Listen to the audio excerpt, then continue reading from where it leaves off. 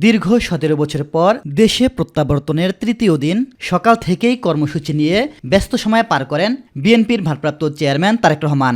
সকাল ১০টা ৪০ মিনিটের দিকে গুলশানের বাসভবন থেকে ঢাকা বিশ্ববিদ্যালয়ের উদ্দেশ্যে রওনা হন তিনি। পরে তারেক রহমান ঢাকা বিশ্ববিদ্যালয় এলাকায় পৌঁছে শহীদ ওসমান হাদির কবরে ফুল দিয়ে শ্রদ্ধা ও জিয়ারত শেষে মোনাজাতে অংশ নেন। পরে জাতীয় কবি কাজী নজরুল ইসলামের সমাধিতেও ফুল দিয়ে শ্রদ্ধা জানান তিনি। এ সময় বিএনপির সিনিয়র নেতারাও তার সঙ্গে উপস্থিত ছিলেন। কবর জিয়ারত শেষে হাত নাড়িয়ে সকলকে অভিবাদন জানান তিনি। এর আগে তারেক রহমানের আগমনকে কেন্দ্র করে বিশ্ববিদ্যালয় এলাকায় অবস্থান নেন নেতাকর্মীরা। নিরাপত্তা চাদরে ঢেকে ফেলা হয় পুরো এলাকা।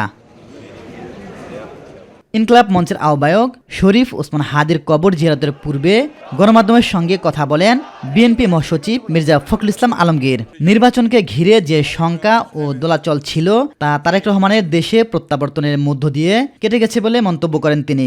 জনাব তারেক রহমান সাহেবের যে জনপ্রিয়তা এখন তুঙ্গে উঠেছে, আমরা বিশ্বাস করি যে এই জনপ্রিয়তার মধ্য দিয়ে এবং তার যে নতুন যে চিন্তা ভাবনাগুলো বাংলাদেশের জন্য, তার যে নতুন পরিকল্পনা, সেই পরিকল্পনা বাংলাদেশে একটা নতুন দিগন্তের সূচনা করবে।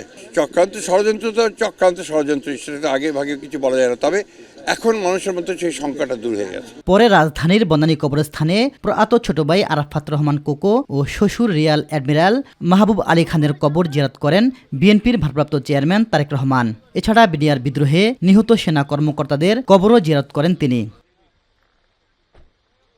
ইলিয়াস মাতবর, মাই টিভি, ঢাকা।